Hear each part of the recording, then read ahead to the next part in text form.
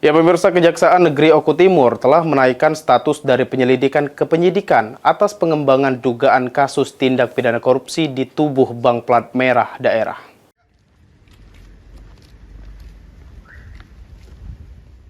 Kejaksaan Negeri Ogan Komering Ulu Timur telah menerbitkan surat perintah penyidikan terhadap penyidikan dugaan tindak pidana korupsi pembelian fasilitas likuiditas pembiayaan perumahan oleh Bank Sumsel Babel Cabang Martapuro tahun 2024-2025.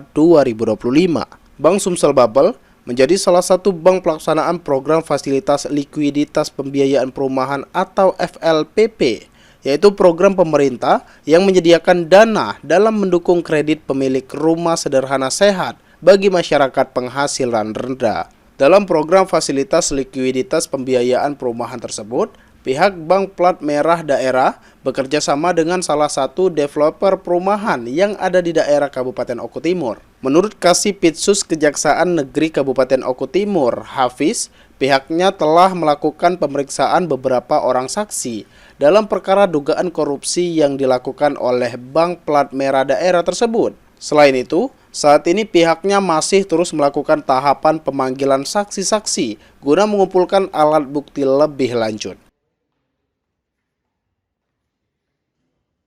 Yang saya sampaikan tadi di tanggal 5 Februari 2026 kita lalu mulai melaksanakan penyidikan, masih kami kumpulkan alat bukti lain untuk memperjelas tentang perkara ini, termasuk kebesaran kewajiban yang ditentukan.